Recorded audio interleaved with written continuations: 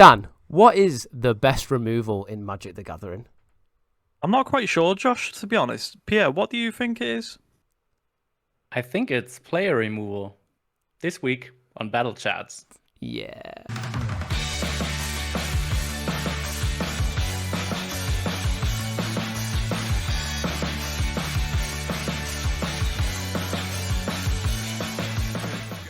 Hello, everybody, and welcome to this next episode of Battlechads. I'm Josh, and I'm here with one of my co-hosts, Dan. Hi, Dan. Hello.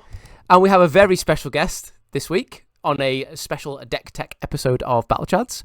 Pierre, hello. Hi, everyone. Thank you for having me. So, Pierre, you were very successful very recently in a little tournament called RC Antwerp. Is that right? That's quite right. Tell everyone what position you finished.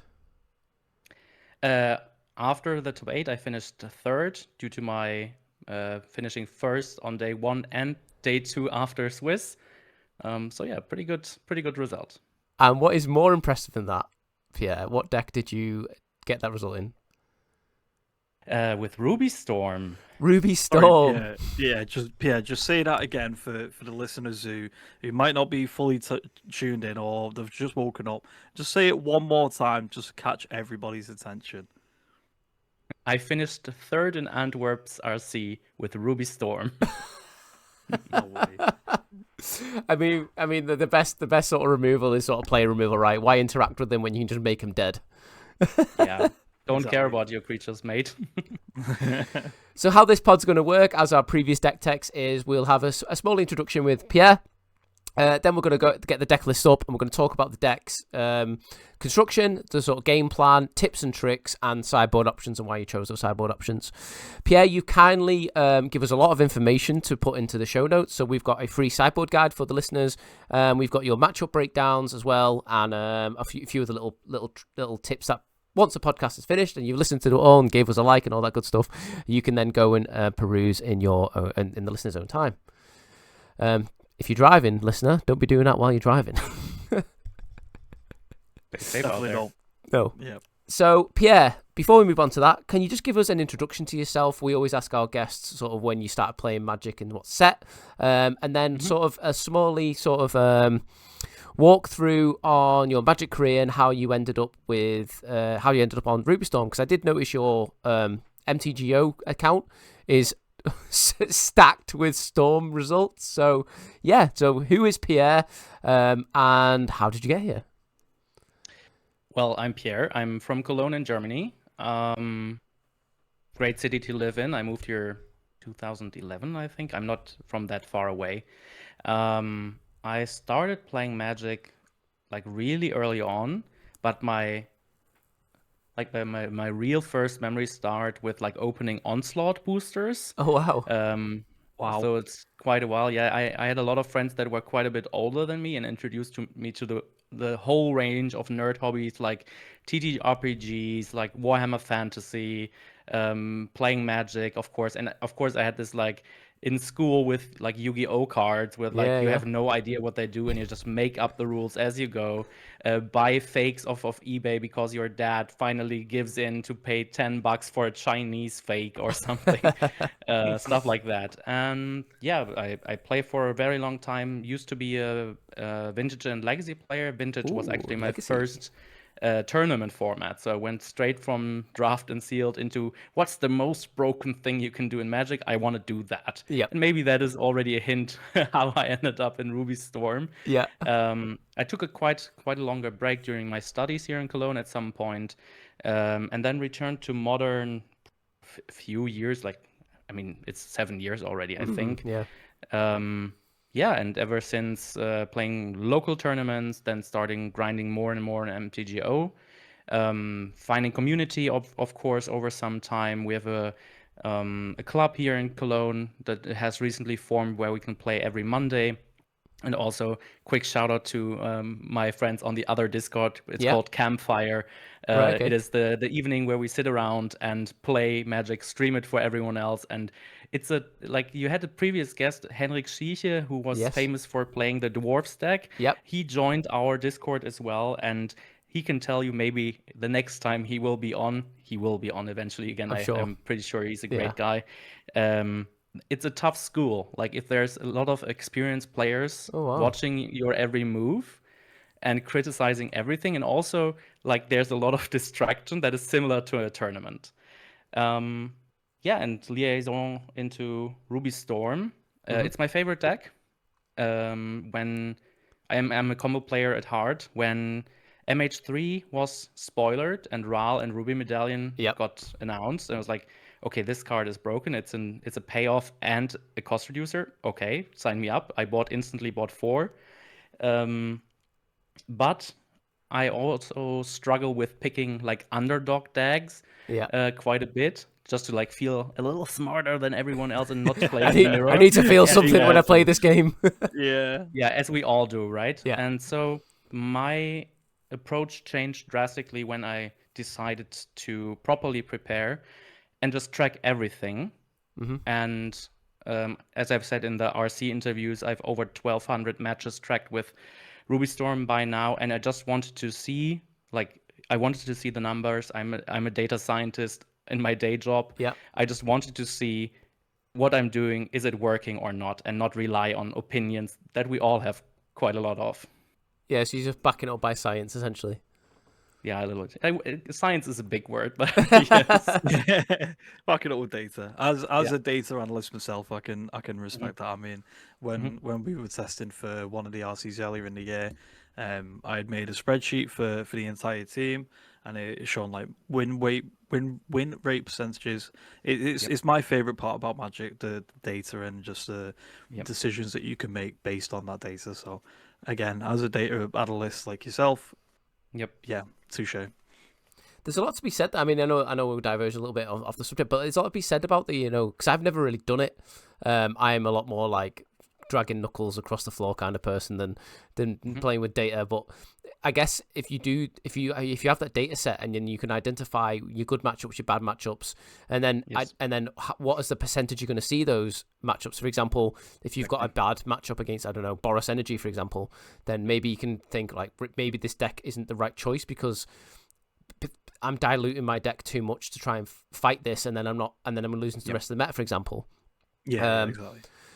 Or is my bad matchups like, I don't know, Necro Dominance, and then you're like, well, I'm going to probably see 1 Necro Dominance, 2 Necro Dominance players in like every couple of 100, so I'm not even going to think about that, for example. So having that data is actually, it's probably quite a good tip and trick to do. We should probably do a podcast on that, Dan, actually. Data, using data, yeah, that's actually quite a good idea. Honestly, though, out of all the decks, you could have said Necro Dominance was not top 3 for me. Well, the only reason I said that. So I was just telling Pierre just before, as we were doing the sort of like pre-brief to this podcast, I was saying I was watching the rerun of Antwerp, and as I was switching it off to come and join this, one of Pierre's matches came up, and I was like, oh, there he is! Like, and the match before that they had on stream was Necro Dominance versus Boros Energy, so that's why it popped into my head, essentially. Fair. So basically, this episode is we're going to be watching that feature match. Yeah. So Pierre, let's talk before we move on to the deck a little bit. Let's talk about the modern format. Let's talk about, I don't know, some of the things you discovered, and then why you ultimately, beyond the passion for the deck, but why do you think you did so well with the deck? Because it was one of those things where people saw Storms in the top 4, like, what? Storms in the top 4? There's consigned to memory everywhere. There's counter spells everywhere. Like, what's going on? Like, so yeah, how have you found the modern format up to now? And yeah, why did it perform so well? Well, I think the first thing, and this comes a little bit from this data point we just discussed, is that I was so unsure about this open format we currently have, right? It's the first time that Modern is in a healthy state since forever, basically. We have suffered through like Rakdos Scam, Nadu and Ring, Breach, all of these very obviously broken things. And as a combo player, it is, or at least how I work, it's always easier to attack a clearly defined metagame. But if the metagame is so open, you need to put in so many reps.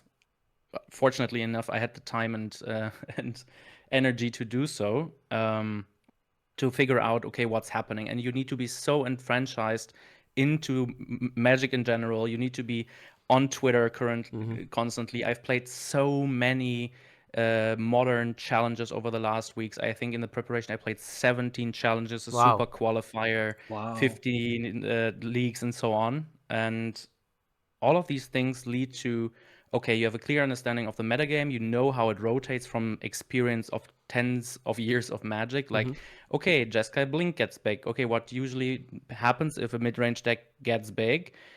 Big mana comes in strong again to trump it, right? And then you see, okay, maybe this time it's not working like that because this time the mid-range deck, Jeskai Blink, plays Consign main deck and Charmor on the sideboard, stuff like this. But I feel my understanding of the format, not to toot my own horn, was on par or higher than everyone else in the room in Antwerp.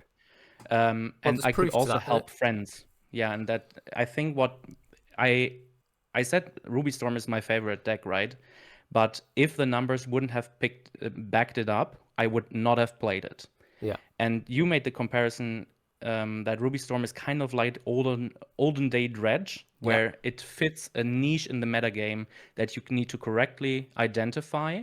And if you see that opening, you can go in. It was similar at the Spotlight series in Utrecht at the beginning of the year, where I finished 10-5, I think, despite Breach being the best deck, where I could just see, okay, it is an opening. And this time I was so sure because, frankly, I was laughing all the time while playing MTGO because the decks were just so bad against Storm.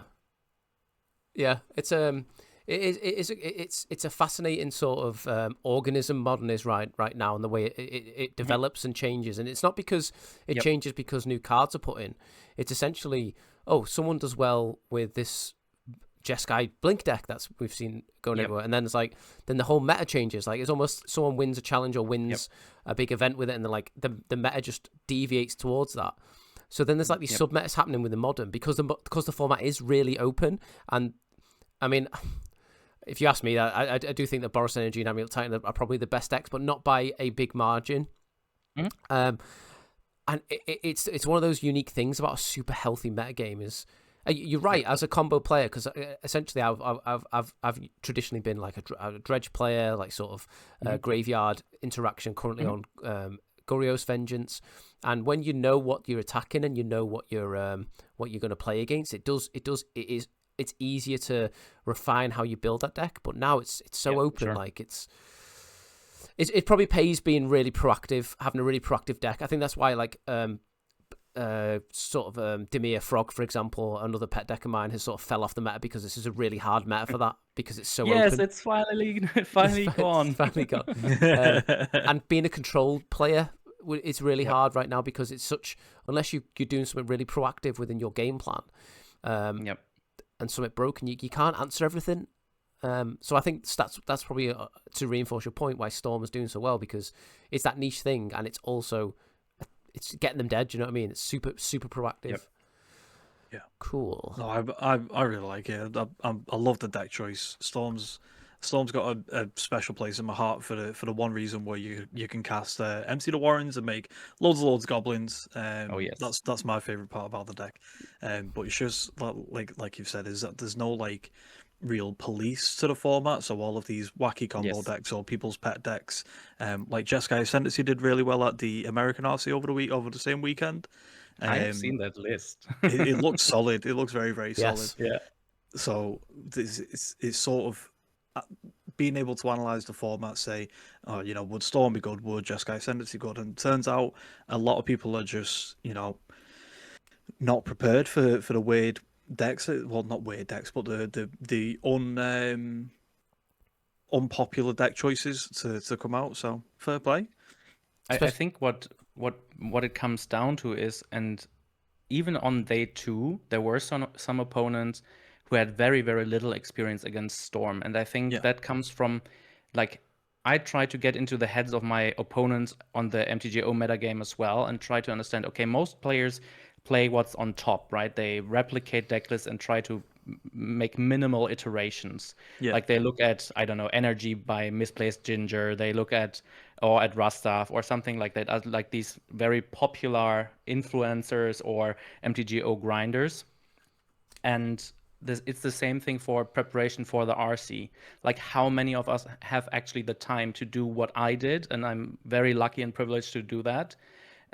Most of them, and coming back to the last data point, and then I will shut up about it, is I try to figure out when the signal strength of MTGO metagame is the most indicative of an RC's metagame. Mm-hmm.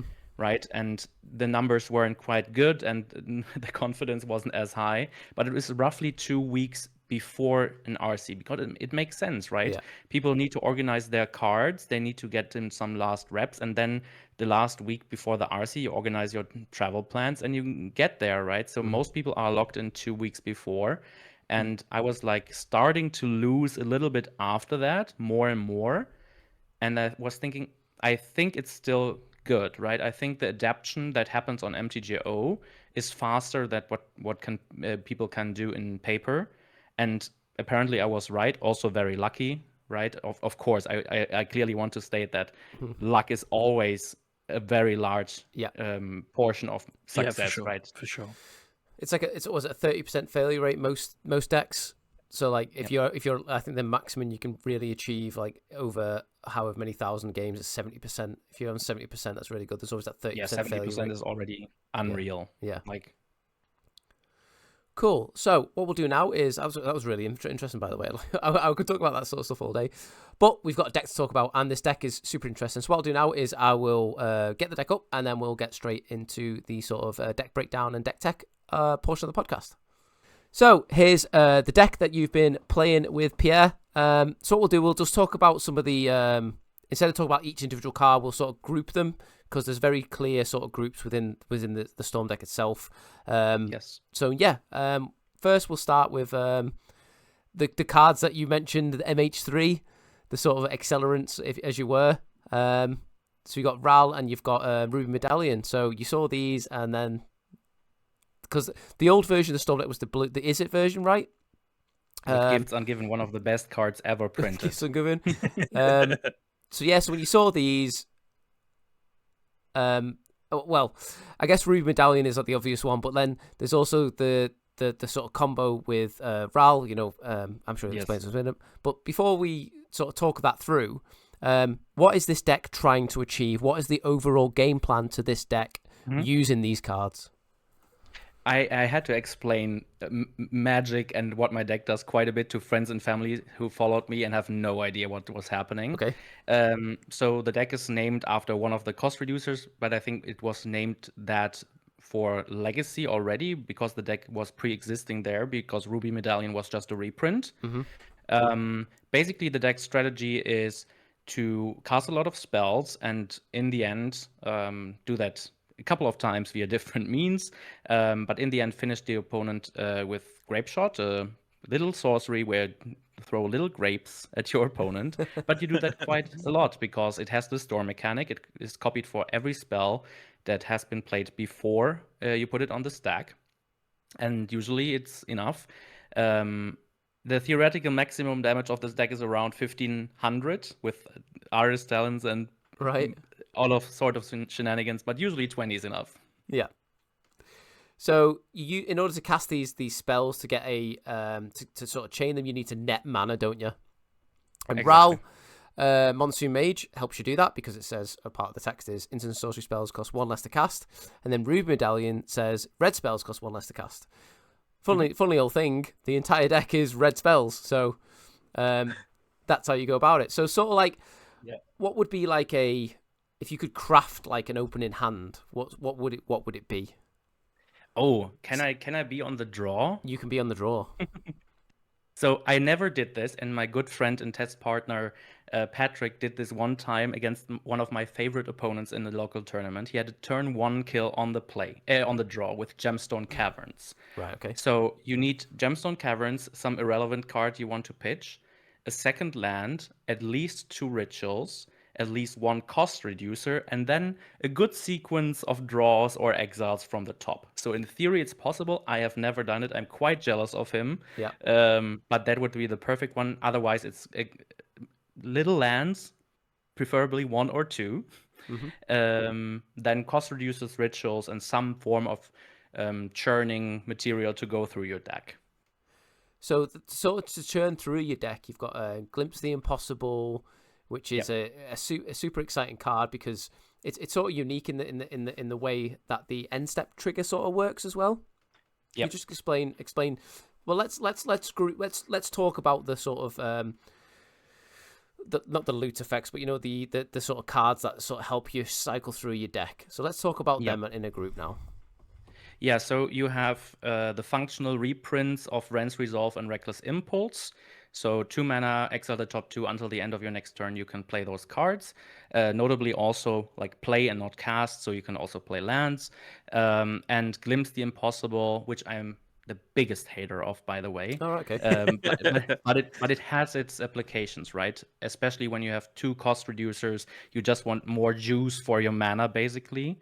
And what is deceptively strong about these effects is that if your opponent is all in on like hating you out, having a lot of counter spells, all of these things, those are 2-for-1s, or in the case of Glimpse, even 3-for-1s. Glimpse has some other applications, getting the Eldrazi spawns for like some front-loaded mana and blockers. Sometimes I need to block even with this deck.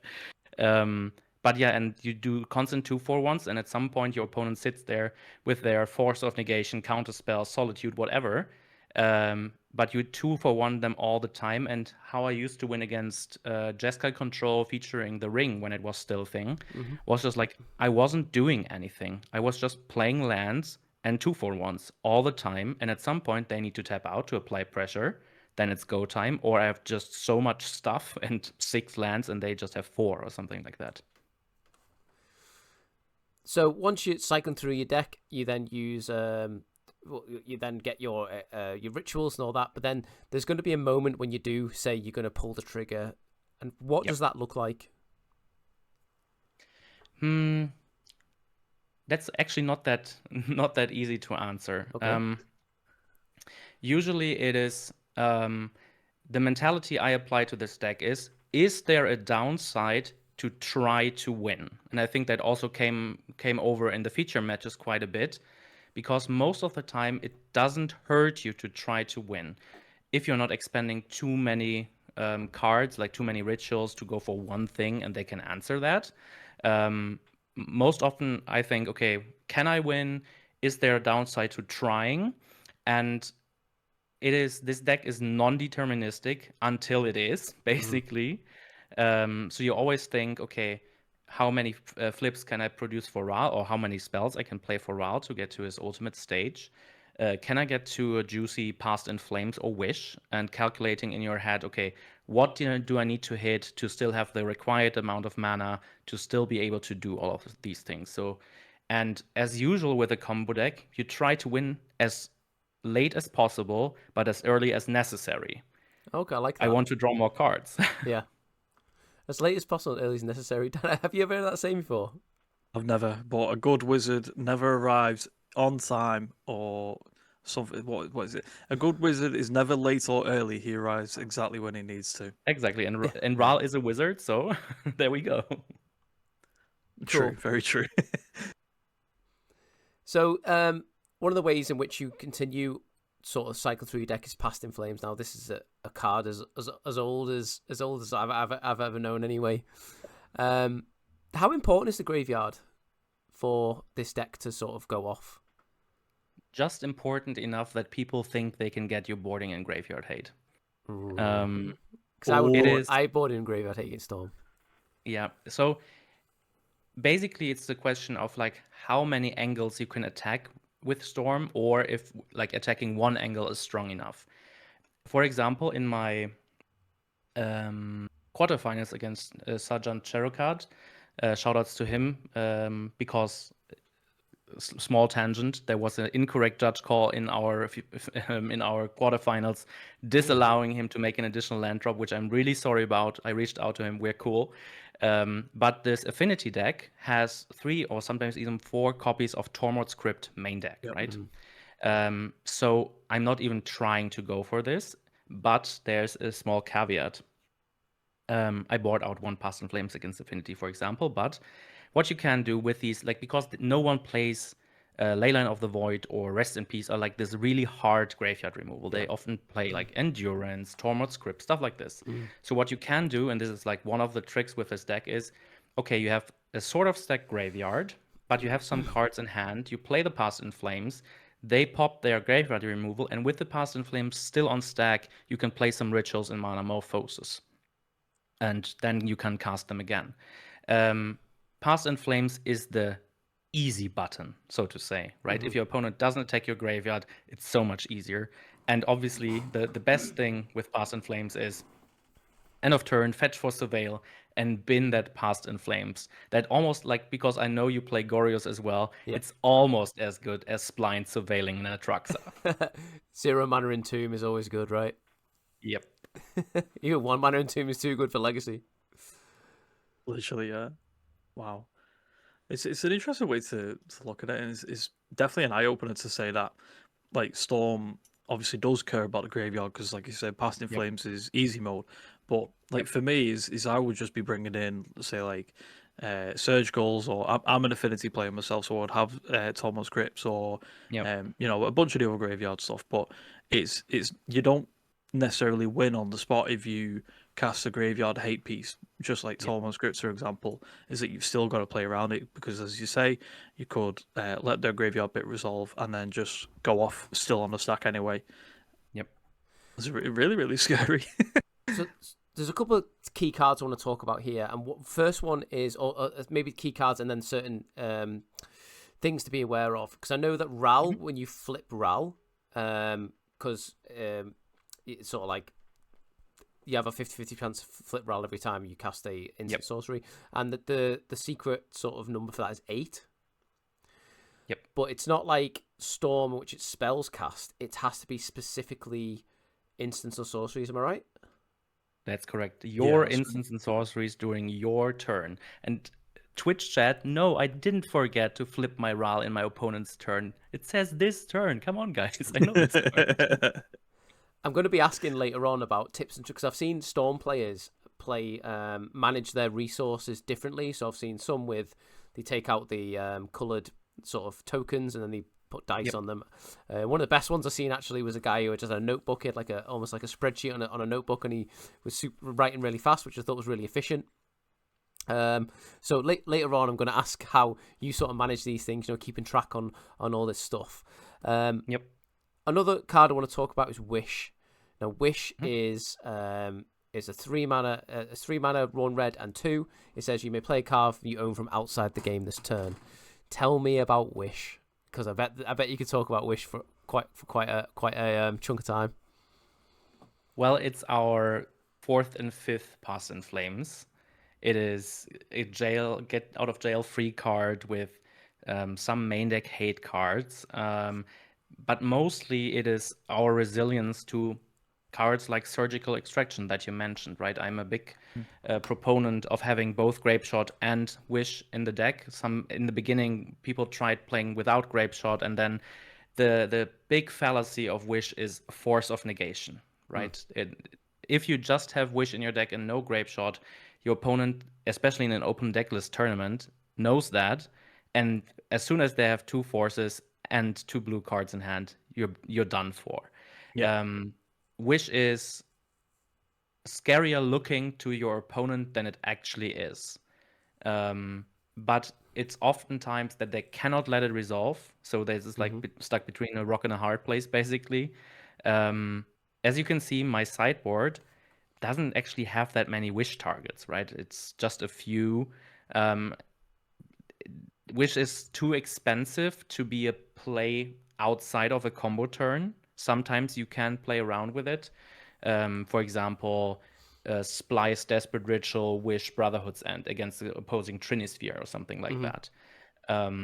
but yeah, Wish is, I would say, a necessity. I would love to have Burning Wish. I Yeah. don't. But yeah, it's mostly a necessity that fixes your numbers a bit. The On all our cards that we want, Burning Wish would be too good.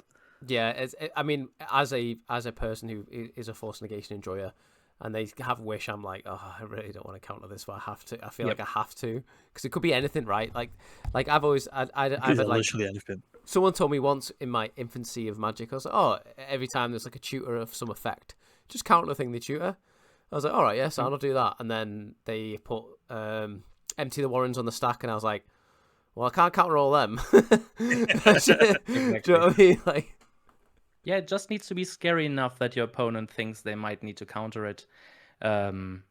But otherwise, I would just play one if I could. But having the fifth access to the fifth Past in Flames, it's just like the numbers in this deck are so tight because, as we mentioned earlier, with all of these card advantage effects, you go through so much of your deck every game, and maybe as a general thing for deck building, I'm not a good deck builder, I'm a good deck tuner, right?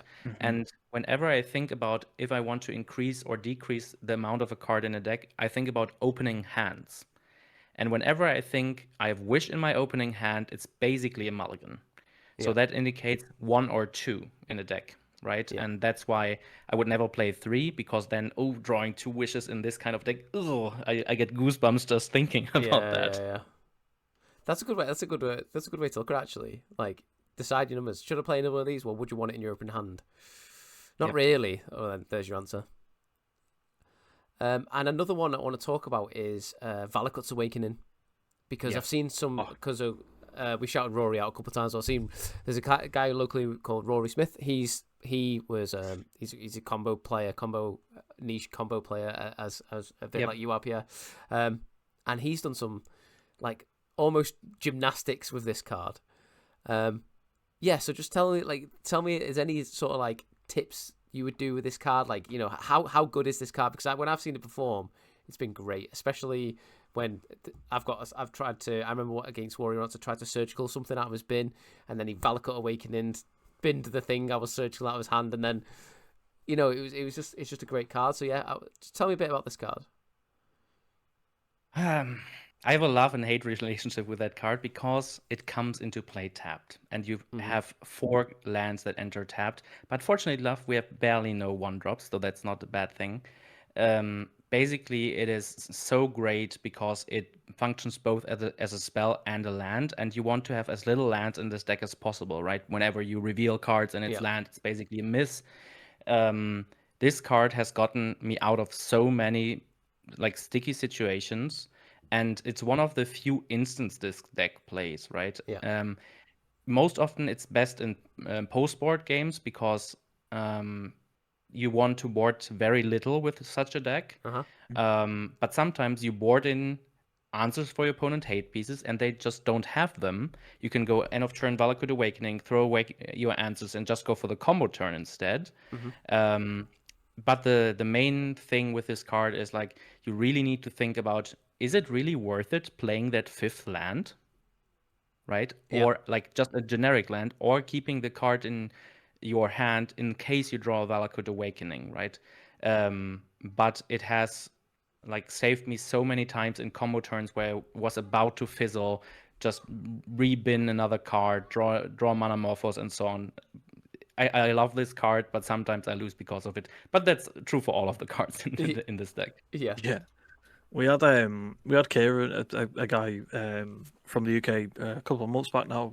Kieran, he was playing Mono Red Belcher, which was running 4 copies of Valakut Awakening 2, and he pretty much said the same thing. Is like the card is very good, but then also can just be a bit clunky at the same time because it's a guild gate when it comes in as a land, but then when you actually cast it, it can just draw you so many different cards for cards that were just like maybe a bit irrelevant in the current board state. But I'm a big fan of the card. It's red. It's an MDFC. It draws you cards. I like it. Yeah, and I think one when I told you guys I have so many matches, I also I have 153 different versions of Storm in my MTGO logs. But most of them are just like, I tweak a card here, I change the color of the sideboard cards, like stuff like this, like minor iterations, because probably like 55 cards of the deck are set in stone and I would never change them. Yeah. But I've tried like Shatter Skull Smashing, right? And during the time where a lot of people were playing Dreneth Magistrates and Soulless Jailers, and it was amazing, right? To have a land that can kill your opponent's creatures, or even like Yawgmoths or something like that at that time. So I think MDFCs are a good addition in general to Magic to reduce our game's variance, like with very flooding or screwing, right? Yeah. They just can't be overdone power level wise. And I think Valakut Awakening is in a perfect spot. It's not that powerful, to be honest.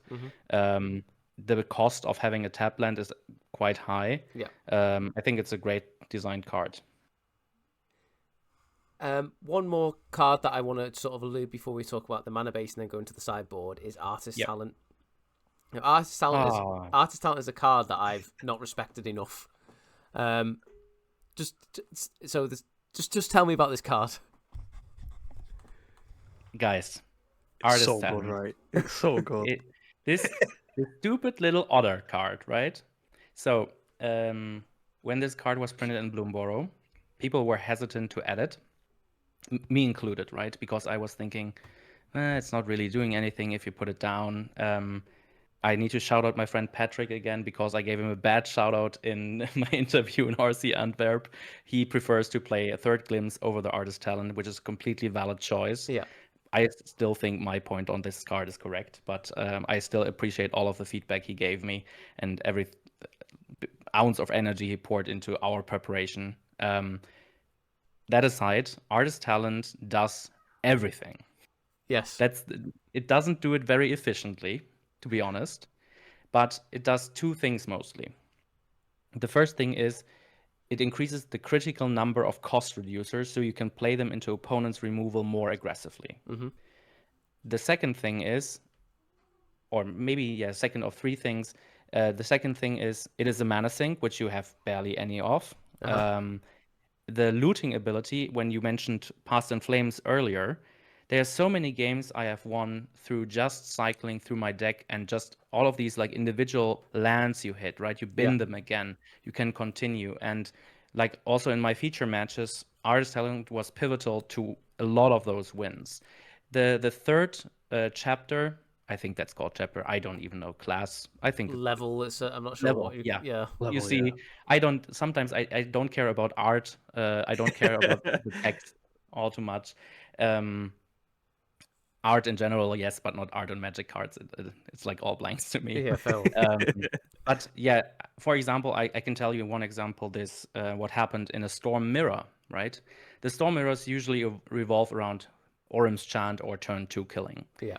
What happened was that I leveled my Artist Talent to level 3 and just played a few dumb spells, and my opponent didn't think it was worth Orim's Chanting, and I just grape shot them for Storm equals 5, which, as you read the card, every instance of grape shot does 3 damage, and I killed them, and they had an Orim's Chant in hand, right? And so it allows you, and like a little intricacies, like when you have Ral flipped and want to shoot at creatures, usually it can do 2 to 1 target or 1 to 2 targets each. If you have Artist Talent flipped, it deals 3 damage to 2 targets each. Yeah. Stuff like this. This card, I love it. I would play 3 before I would play 1, but unfortunately, it's an enchantment, and that's really bad with Ral ultis, so I only play 2. So I'm just going to read this card out because there's quite a lot of text in, just to contextualize the conversation we just had. So whenever you cast a non-creature spell, so this is as it is without leveling up, so 1 and a red, whenever you cast a non-creature spell, you may discard a card. If you do, draw a card. Or pretty much everything in your deck is a non-creature spell bar 4 Rals. So you're constantly looting through your deck.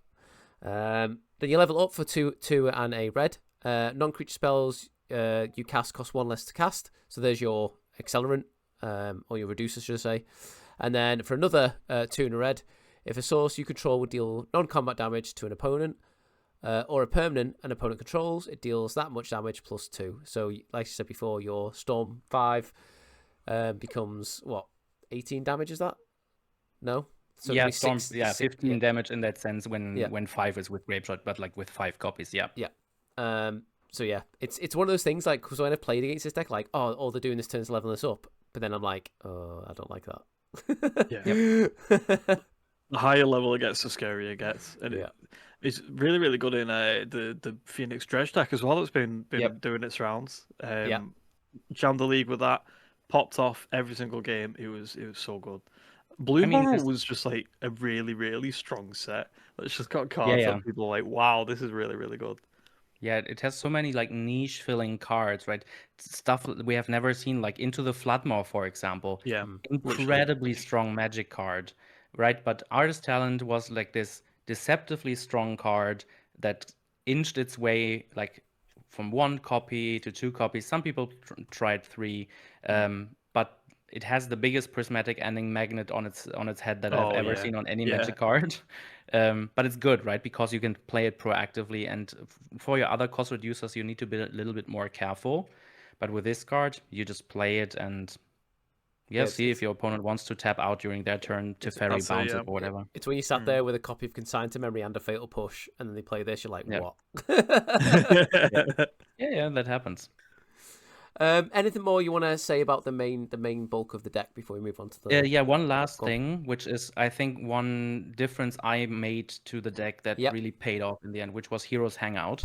Yeah, I was just looking at that. It's a new Spider-Man card. It's 1 red sorcery, and you choose always Date Night. You always go into Date Night with your opponent. You never go into Patrol Night. One of the modes of the card named Date Night. Exile the top 2 cards of your library, and you choose 1, and you can play that until the end of your next turn, which is basically a Rens Resolve or Impulse cut in half. Yeah. Why do I play this over Strike It Rich, which everyone else loves? Yes. I hate Strike It Rich, to be quite fair. Yeah. And my theory is that as soon as Storm receives a really powerful 1-drop, this deck is too broken. It's currently held in balance by obviously the metagame, but not having a decent 1-drop. This is why I also said Elegant Parlor, which we will talk about later, is the best card in the deck. Okay. Heroes Hangout does 2 things. A, it fixes your opening hands, coming back from my point earlier, where Strike It Rich, especially on a mulligan. Imagine having a mulligan and having a Strike It Rich and a Past in Flame on that hand, and both cards are utter garbage, right? Heroes Hangout doesn't do that, and it allows you sometimes to keep very aggressive hands, like 1-landers even, where Strike It Rich it has its applications. It helps with RAL flips and stuff like this. But this is like, I would say, my and my friend Patrick's addition to the deck, where I'm still convinced that we are right and everyone else is wrong. I mean, the proof's in the pudding, right? Well, it's Yeah, just one definitely, tournament and 15 challenges and a super qualifier and so on. Yeah, because it's sort of screams out like it's an aggro card, so like maybe decks like Boros Energy might want it, but obviously they're not playing it because they've got much more better threats. But like when people, especially me, I would never evaluate this card, I can't remember, Heroes Hangout. I would never evaluate that as a Storm card. For me, it was obvious that it replaced Strike It Rich in a list, which seemed quite stock, which was like an extra mana for your turn 2 to be more consistent with your turn 2 kills. But even just like you said, where if you draw a Strike It Rich late game, then it is just dead. It's just adds 1 to the Storm count. It doesn't progress your mana anymore. It's just 1 more Storm count. Whereas Heroes Hangout is the same mana sort of cost. It draws you an extra card, and it still goes to your Storm count as well. So yeah, but oftentimes like the inclusion. It's still the best, still the worst card in the deck. Oh yeah. Unfortunately enough. So quite often, because after the sideboarding, you oftentimes want more impactful cards. For example, Glimpse is much better in the sideboard because you dilute your deck a bit, right? And you want more bang for your buck than Heroes Hangout could ever provide. But for example, when you just mentioned Strike-It-Rich's ability to optimize for turn 2 kills, that's something I argued with a lot of people about, because in my opinion, optimizing the deck for your main game plan and for the main window where you want to operate is the best way to go. And that's a turn 3 kill that is as consistent as possible and being resilient to mulligans. And Strike-It-Rich doesn't do both of these things. Yes, I have won many a game with like Wish on Strike-It-Rich for 2 additional free RAL flips, for example, when I boarded it out, right? Yeah. But those are scuffed games anyways. I want to win scrappy game 1. games. I want to win reliably, and I would that's love to play a better Magic card than Heroes Hangout. Don't get me wrong, guys, but I played everything. I played, I don't know, Dragon's Rage Channeler, this like Flame Invoker guy. I have played, I don't know, I even played Ragavans. I played Orim's Chant main deck, all of these things, right? But it's just too bad. Ragavan in Storm, maybe it's the next big thing, who knows? I did see DRCs in Storm. It's not the next I was thing. around when they saw DRCs in Storm, and I thought... Yeah, it was like, I think Aspiring Spike who went with this route. And obviously, DRC has like similar applications to Artist Talent, right? Where you reduce the fizzle rate. But why would you ever do something that doesn't help in your combo, is a miss in your combo turns, and prevents you from fetching on this stupid Elegant Parlor? Which, speaking of Elegant Parlor, are you happy to move on to the mana base? Of course. So, yeah, just talk us through the mana base. Anything, obviously there's a few little spicy things in there you've already alluded to, but yeah. Yeah, it's not that many lands. Like I mentioned earlier, that's the most important part. It is just enough lands so your fizzle rate doesn't go up. I think I brought one thing to the mana base myself months ago by now, which is the Sunbaked Canyon. Pretty much no one was playing that online. Basically, our little draw land that hits us in the face a bit when we use it for mana. And I play one more fetch land than most people and one mountain less than most people. So the common list is 4 mountains, 9 fetch lands, and I played 10 fetch lands, 3 mountains. My argument for that was always going back to one of the greatest people in Magic, Frank Carsten, whose articles are so... Because people ask me even constructing mana bases and stuff like this, and it's like, hey, I've just read this stuff. You can read it yourself. So I recommend to everyone, read Frank Carsten's articles on how many colored sources do you need and how much mana do you need to hit most probable everything in your deck on curve. They are a great read. Right, okay. And one of the key takeaways is, in a 60-card deck, if you want to have something in your opening hand, like a green source or a red source, you need 12 sources, roughly, right? 11.7 or whatever. And my point was, okay, I have 10 fetch lands, which allow me to go for Elegant Parlor, which is helping me to keep 1-landers, and I have 2 Heroes Hangout. So this makes 12, right? Yep. And that's what was always my reasoning. And coming back to my beloved Elegant Parlor, I just want to do this more often, right? I want to basically every game 1, turn 1, fetch for this survey land. As our viewers might know, surveillance are everywhere in Modern. Yep. Every deck plays one that can. Without Elegant Parlor, and I'm convinced of this, Ruby Storm would not exist.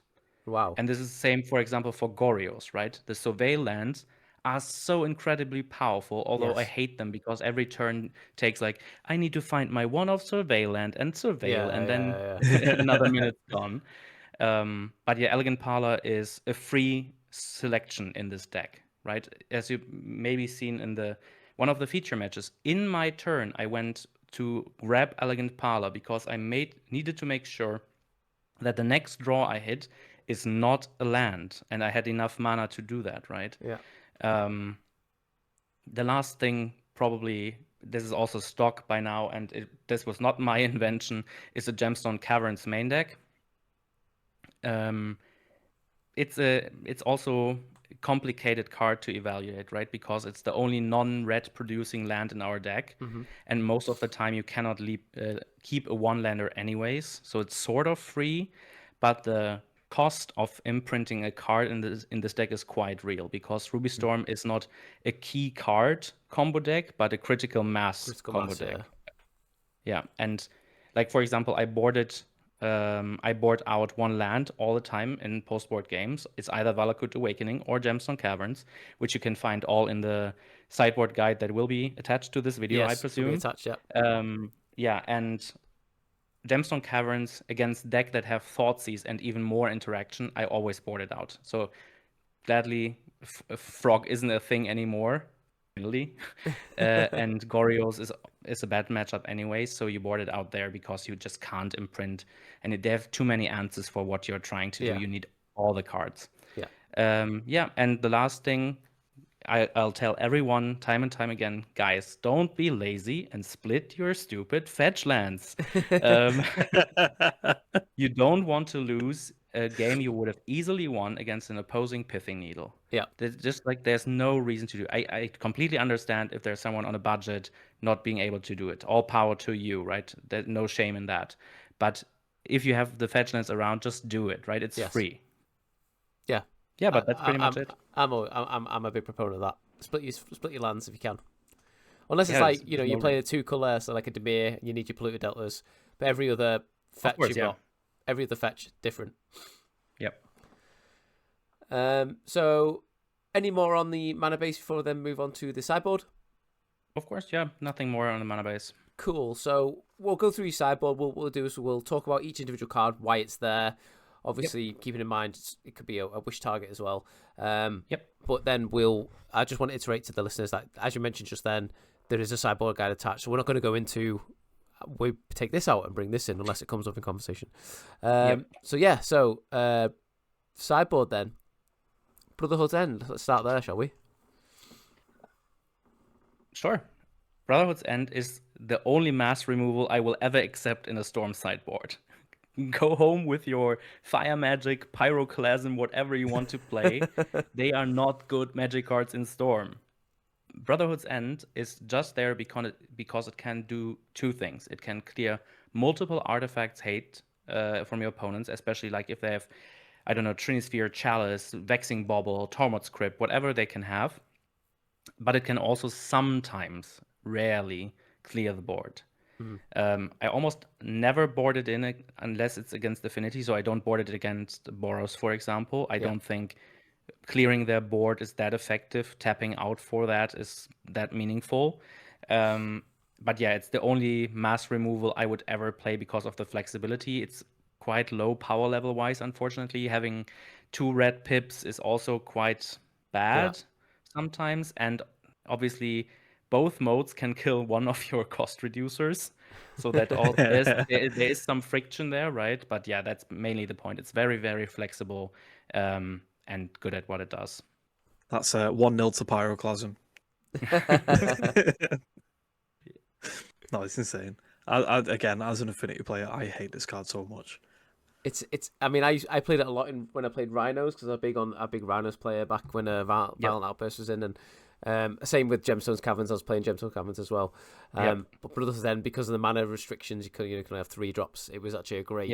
It's actually a really good card. Like when you needed it, it was like fantastic against Affinity, against your little creatures, whatever. It was actually I actually really enjoyed that card. It was better when people used to play Drannith Magistrate because you could not kill it with Pyroclasm because it has a 3-but. Yeah. 3-but. But yeah. 1-1. There we go. Drannith Magistrate is thick. Yeah. So Empty the Warrens is an alternate win condition. I presume a wish target. Tell me about this card. Do you bring it in? Like what sort of matchups do you want to wish it for? That sort of stuff. So there are quite a few cards that can fill this role. I don't think there's any that does it as good as Empty, which is taking care of sort of anemic or fizzled combo turns. I never boarded Empty the Warrens, and unless maybe playing against Mill or something, where you just board in a few extra cards, but never boarded it otherwise. It has won me a couple of games at the RC, maybe 2 or 3. You can play other cards instead, right? In the past, when Ring was still there, you could play Galvanic Relay and Thassa's Oracle because you needed a way to get around Ring protection, right? And you sort of had Galvanic Relay as this sort of, okay, I just storm for like 5 or 6. My opponent has too much interaction and can just cast a Galvanic Relay. Empty Warrants is an alternative win conditions. I have won many games where my opponent either had like, I don't know, extracted my wishes and grape shots or stuff like that. But yeah, mostly it is like happen very infrequently. If you're really, really balls to the wall, you can cut it. But I have won too many games, and I at some point, like 3 or 4 weeks ago, I just said I'm never leaving the house without Empty the Warrants ever again. Yeah. And when you make such a statement, you need to stick to it, and don't forget that you made it at some point. I've made a promise to myself, a vow to myself. I'm never leaving the house without this. Yeah, it's like the companion cards, right? That everyone's doing at the minute, like Poison Dart Frog or Tifa Lockhart. It's like that. It's like that. I would argue Empty the Warrants is better than stupid cards. And all of those cards, yeah. But all power to the flex to win an RC in China with an unplayable card in your sideboard. Oh yeah. So the second grape shot, then that's the new sideboard. We sort of the same thing again. We sort of spoke of that before. Happy with that. Yep. The only 4 of Orange Chant. This card is so good, man. This card is good.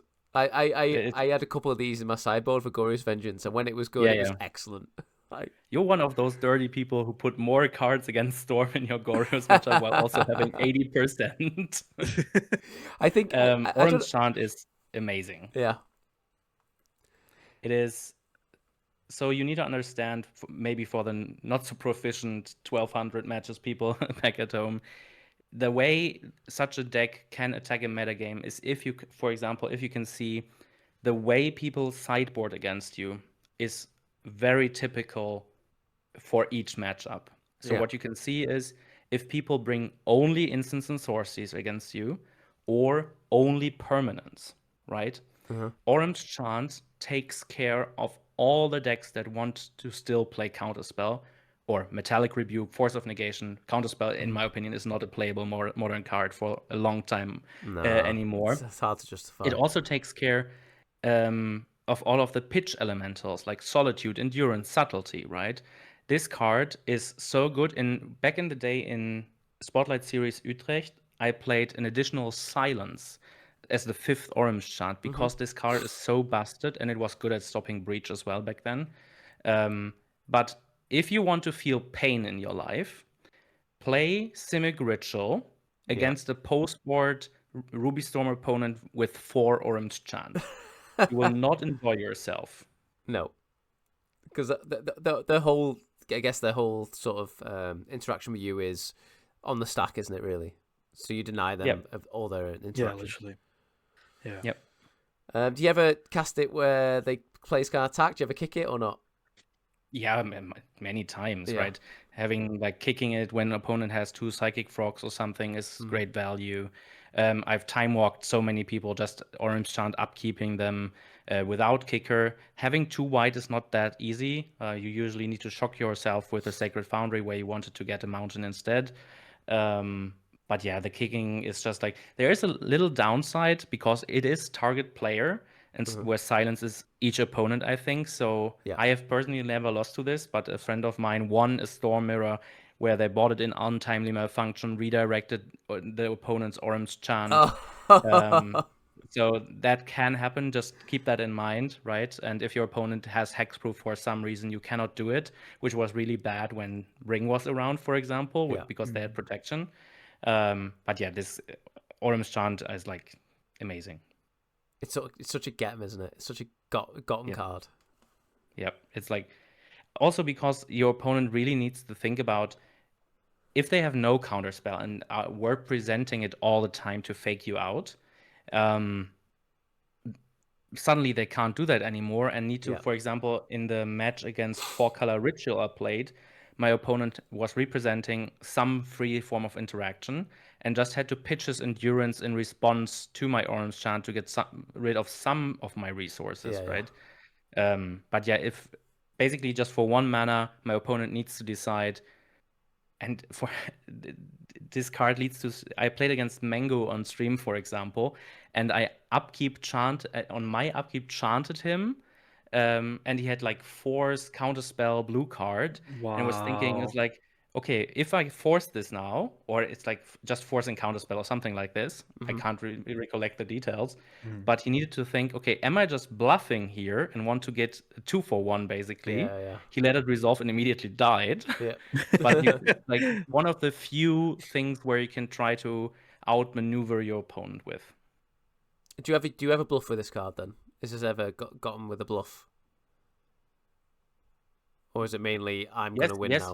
Yes. I have played Orim's Chance and then passed the turn. Yes. Wow, that's wrinkle brain. That is like some serious wrinkle brain. Literally 500 IQ plays. Yeah. So Past in Flames, happy to skip that one because we spoke about it before. Wish target, all that good stuff. Prismatic Ending. I guess this is for when you said there was like 2 types of hate. What your deck's going to do, they're either on the stack or permanent. I guess this answers that side of things. Yeah, I think it makes sense to discuss Prismatic Ending and Wear Tear together. Okay, sure. Because I'm a big fan of Wear Tear because it's instant speed, and this takes some of your. You're barely ever able to double spell in Storm, right? So when your opponent has some hate, doing it end of turn, which I probably should have also done the quarterfinals, but that's aside. It is much better against Amulet Titan, which is the only deck where I think, yes, I'm vastly ahead in the matchup, but their top end draws are better than mine, and I want to be able to have enough interaction. And importantly, I always wanted 4 instant answers against Trinispheres, right? So I played 4 Wear Tear for a long time, even on the draw. If they just go turn 3 Trinisphere if you are in the draw, or turn 2 if you are in the play, you can still respond with a ritual, float the mana, let the Trinisphere resolve, and then shatter it. Yeah.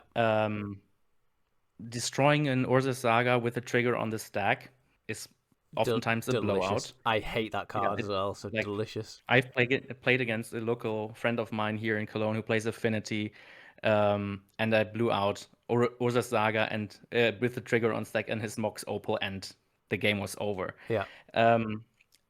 Most people think about this as Prismatic Ending is a catch-all card. It can remove everything, but that's not entirely true, because if you want to hit Trinisphere, you need a 3rd mana source, which means you need to play Commercial District main deck, which I would never recommend. But Prismatic Ending is good if the permanent hate gets more diverse. So when, for example, when Dranith Magistrate, Soulless Jailer, all of these different 2-drops, High Noon, Deafening Silence, Damping Sphere, everything, and you couldn't rely on being able to anticipate which kind of permanents your opponent bring in, then Prismatic Ending shines. On the other hand, Wear Tear is much more efficient and more powerful. Right? So my idea is, and you can see that in the attached sideboard guide, I barely ever bring in both at the same time. To me, they fulfill completely different roles. Okay. And are great at what they're doing. Sometimes, obviously, you need to bring in both because your opponent has just so much hate. But yeah, that's pretty much it. Yeah, I like Prismatic, like for Gorios being like a sort of combo deck in itself, like having that Prismatic Ending just to deal with your, I don't know, the random artifact hate or something. Just and it forces the issue as well, doesn't it? Like it forces action. Well, particularly in Gorios Vengeance, like you if they've got any sort of interaction with you, they have to do it there and then, for example. And Gorios cares much more about like an opposing frog or something, like, because sometimes the games are mid-rangey, where Storm doesn't care about this, like grinding is just not a thing. And then the card you mentioned before, Untimely Malfunction with Orange Chant. So this is a one-of in your sideboard. Yeah, it has 3 modes. It's an instant for 2. It can destroy an artifact. It can redirect a spell or an ability with a single target. Very important. Never try to redirect your opponent's Kozilek's commands, even though he targeted himself with both or themselves with both modes. It's still 2 targets. And the last one, I think I won a game actually with that, but then I was playing Questing Druid or something like that. this redirection, the card rotated into the deck because Belcher was pretty dominant at the time. Belcher is one of the worst matchups for Storm. It's worse than Dimir Frog by a good margin. I have like Wow, 40, really? 45% against Dimir Frog, but I have like 20% against Belcher. Wow. Oh wow. I'm so happy that no one plays Belcher anymore. One of the reasons I did so well, didn't play against Belcher. But yeah, in that matchup, it can redirect the Belcher activation, which is killing your opponent. It can redirect a counterspell on the stack. So you cannot redirect a counterspell to itself on the stack because that's just magic rules. Yeah. Spells cannot target themselves on the stack, but to the untimely malfunction you placed. You can redirect Tormod Script, Endurance, Haywire Might, like just a few examples. And it's the fourth instant artifact removal I mentioned earlier. Yeah. I played 2, didn't like it. I was looking at the new avatar card Redirect Lightning, which can do the same thing for 1. But I purchased some in pre-sale and then unfortunately didn't register them. It's just not good because it hasn't the flexibility. But I think it's probably a great commander card. I have no idea about commander, but there are a lot of targets and stuff and broken things going on. I don't care. But just let them fester in that format, and we'll leave them alone. Yeah, it's like I'm just to be very clear, I'm very happy that all of the people buy all of the commander products, and our hobby is thriving because of that. Oh yeah, because our niche of competitive Magic can survive because of that. Yeah, that's very clear. But it's absolutely not my cup of tea. No. Cool. So, like we said before, we're gonna attach the sideboard notes. We've got some. You've sent us all the documents, like your match spread and your numbers and all that good stuff. So if you're okay with that, we're going to share them too. Of course. Before we sort of come towards the end of this pod, I do have a few sort of questions that has developed. Sure. One of them is very straightforward. You've already alluded to this, but in a perfect world, what are the decks you want to see all day, and what are the decks that you just never want to see? And you alluded to Belcher then. But let's what are your dream matchups and then your nightmare matchups? So nobody believed me before the RC, but I told them if I can play 14 rounds in a row just against Simic Ritual and Jeskai Blink, I will go 14-0. There's no doubt in my mind, especially against Simic Ritual. It's just like how the decks are configured against each other. It's the same thing mostly with Affinity, for example. Affinity's matchup against Storm is so horrible. Just how the decks are designed. So yeah, there are some very polarized matchups, but Simic Ritual by far of the new hot stuff, right, of the kids. Simic Ritual, I think I lost 1 or 2 matches lifetime against them. Wow. I thought it would have been fairly hard because of you being blue and counter spells and all that, but that's most people's assumption, but it's the same as, for example, when I mentioned Jeskai Control back in the day, because they don't clock you. Yeah, you just survive for too long. Yeah.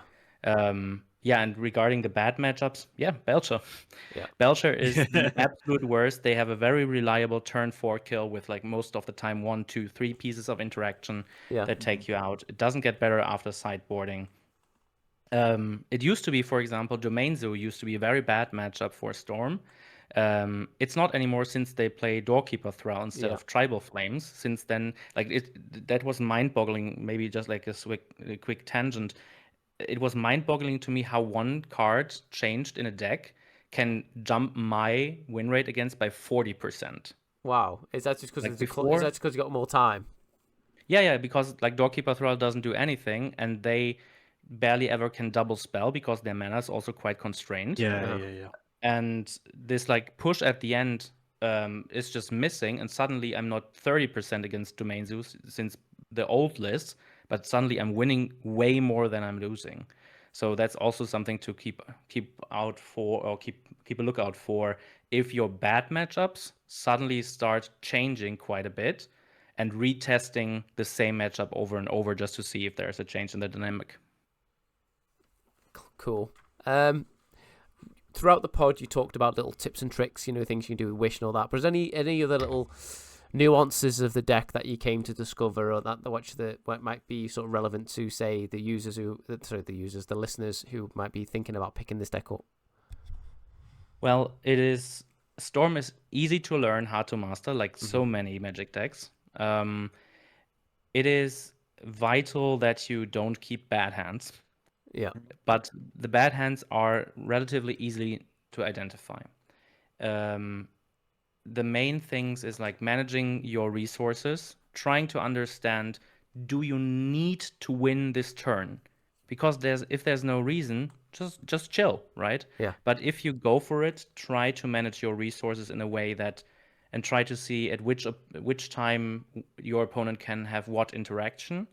The main, like, there isn't that many like rules things going on with Storm. Obviously, think about how you want to keep track of everything that is going on, because especially in a long tournament, it can get exhausting.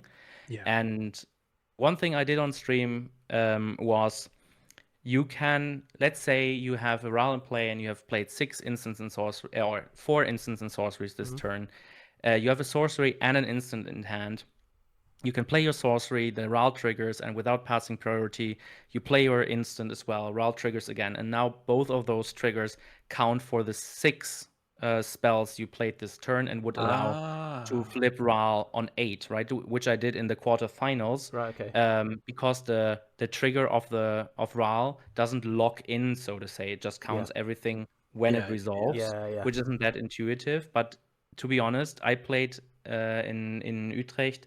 I played the Storm Mirror, and my opponent didn't know and was asking me after the round why I did that, and was like, yeah, maybe you should go back and practice a little bit.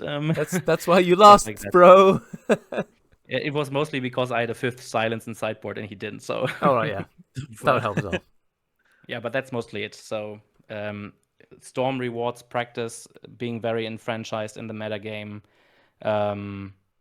But to be honest, I would still say Storm is not a really great deck, right? It's great what it does, and if you see an opening for it, the main thing is Storm is quite cheap.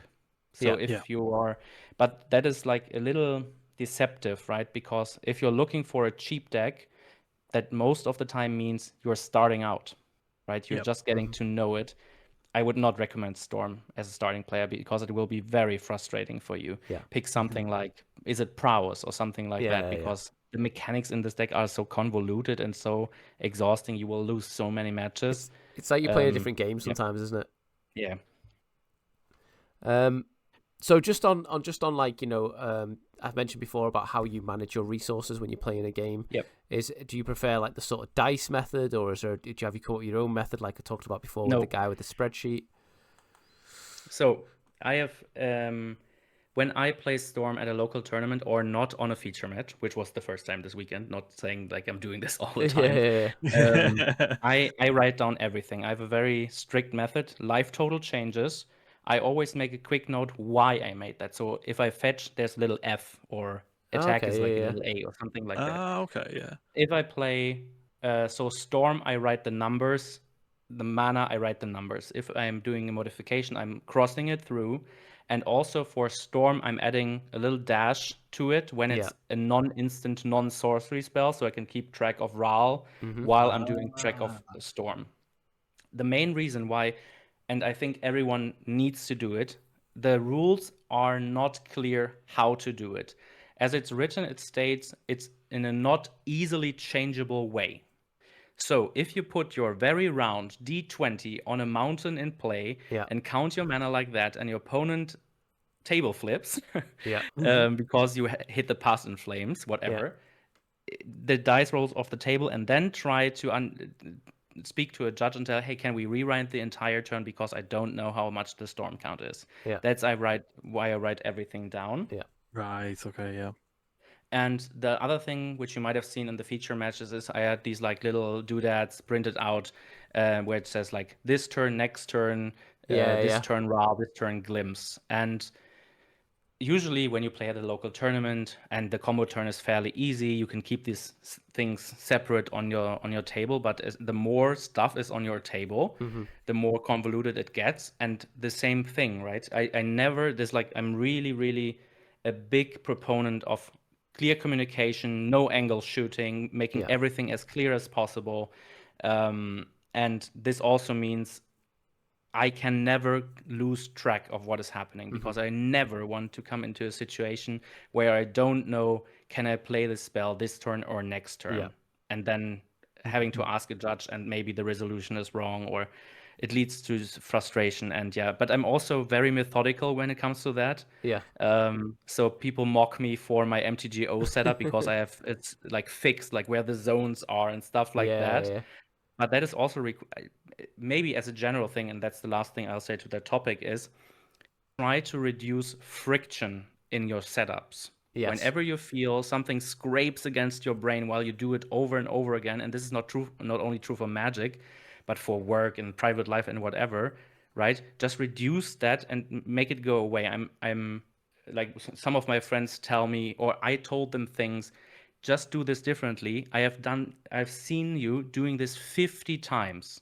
And every time in my head, I was like, why do you make your life so hard? And it's the same for Magic, right?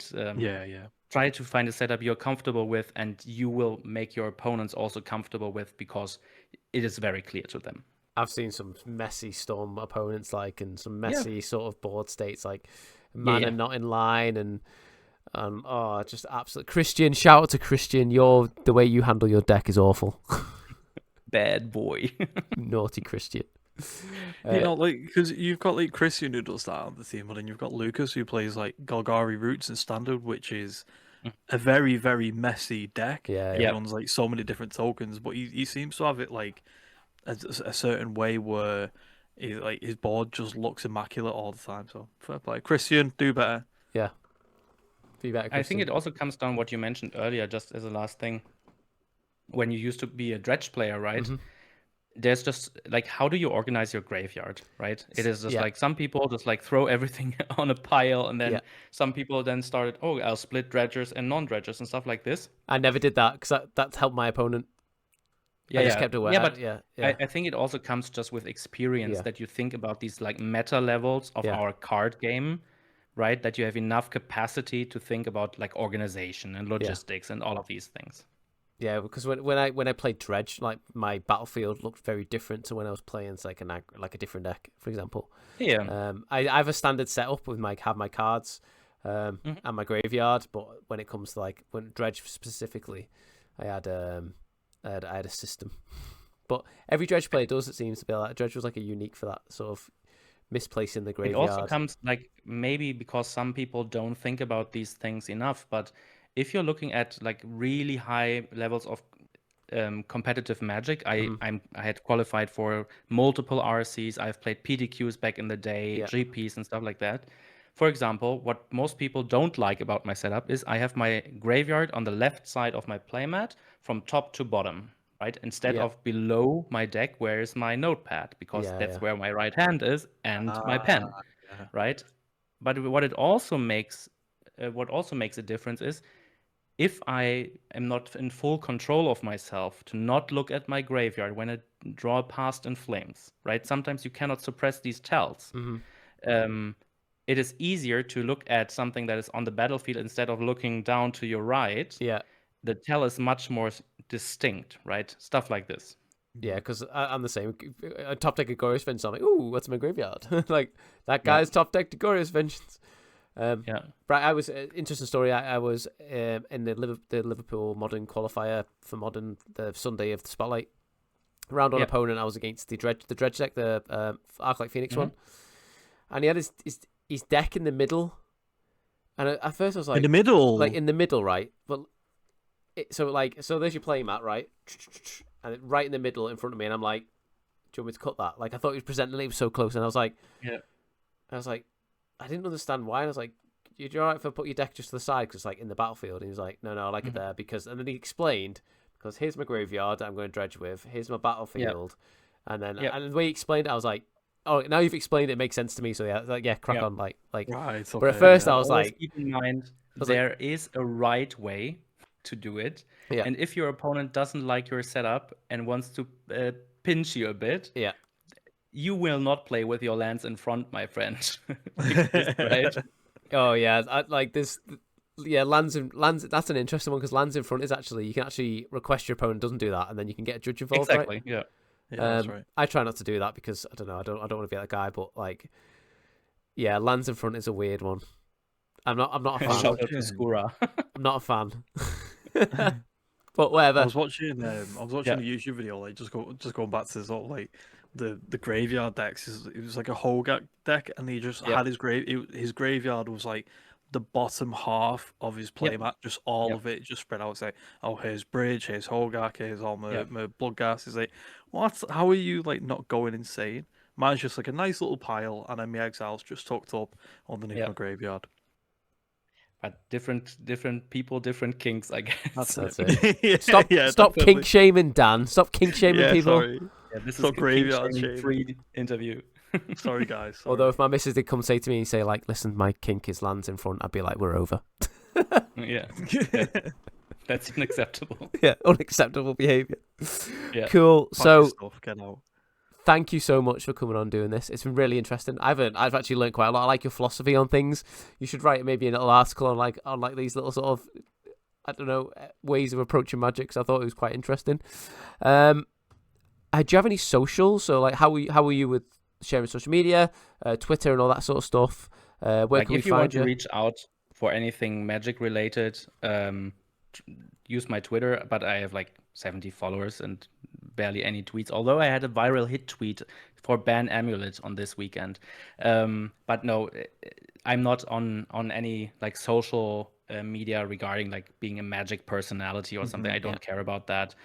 You can, like, the people who want to contact me know how. The people who shouldn't contact me don't know how, and that I'm happy to keep it that way. Sure. That's fair. Cool. Well, Very smart man. thank you so much for coming on. Any shout outs last minute you want to do before I hand over to Dan to do the last minute obviouses? Yeah, just the last thing. First of all, thank you for having me on. Thank you for your teammate Gianmarco, who I became friends with not quite recently, who recommended you, and all around great guy. I've just heard about heard great things about your team dynamic. I've seen the Twitter post where you're all standing around your friend in, I think in Liverpool, right, in the top 8, and it's like, right. I love that team spirit. I would love to have more of that in Germany. Unfortunately, Cologne is very sparse when it comes to support for the Magic scene. We're trying with our club in Cologne. I need to shout out my local game store, which is actually 80 kilometers away, which is Lotus Vale in Bochum. All friends of mine. Everyone who's like, guys, if you ever have the pleasure to have such a deep run in a big tournament, don't care about the result. What I will take away from this is the experience and the insane amount of support I had. My phone blew up. My parents managed to get Twitch on their TV. They had no Brilliant. idea. I love that. Right? So good. Stuff like this, and people reaching out, supporting me, because my mental game, my mental health is oftentimes not that great. Being there for your friends when they're struggling is important. Checking in with each other. But yeah, mostly to my friends and their unending support. I stand off the shoulders of many little goblin giants that helped me Little up on goblin that weekend. giants. And I can't thank them enough. Without them, it would have never been possible, and I would have crumbled under the pressure, as I often do. But this weekend, I didn't. What a wholesome way to finish. I like that. Yeah, it's so nice.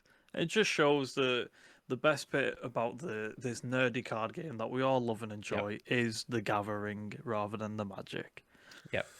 So Dan, can you take it away, but also give us a little shout out to our illustrious sponsors, please? Absolutely. So, Pierre, thank you very much for joining us on this evening. Congratulations again for your amazing placement over at the Regional Championships in Antwerp.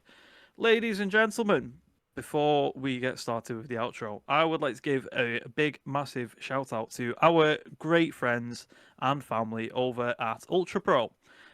Myself, Josh, and the rest of the Chad Magic team, we have been using the Apex sleeve line, as well as some of the deck boxes. They've got Bob Ross sleeves. Look at how cool they are. Very, very nice. They shuffle amazing. They protect your cards, just like these Corey Steel Cutters that I got signed. So, thank you very much for UltraPRO. It's a pleasure to work with yourselves, and we are looking forward to carrying on our journey. So again, thank you. On to the second part of the outro. We have our very own modern competitive tournament coming up in the next 2 weeks from when this is going to be released.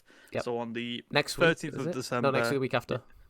That's the one. On the 13th of December, we are teaming up with Harlequins over in Preston, and we are putting on, like I said, our very own modern competitive tournament where you can win loads of prizes. It is for a great cause, which is War Child, which helps children in times of war, such as the conflicts going on in Ukraine, so on and so forth. It's a really, really great cause. So the link will be in the description. So buy yourself a ticket. We will see you there. I'm going to be playing the best deck in a format that isn't Ruby Storm. It's going to be one that you would beat a few times over on the weekend. So we'll look forward to seeing you there. And for everybody else, do not forget to like, comment, subscribe, share with a friend and family. Get us up on your parents' YouTube on the big televisions. Yeah, on the very Twitch. much like on the Twitch account, very much like Pierre. And push all of our buttons. All of our socials are going to be in the description. I think that's it. That was very good. That was very impressive. I've done it too many times. Done it for nearly a year now. What can I say? So profesh. Thanks thank everybody you very much for watching, listening. everyone. Bye. Bye. See you everyone. soon.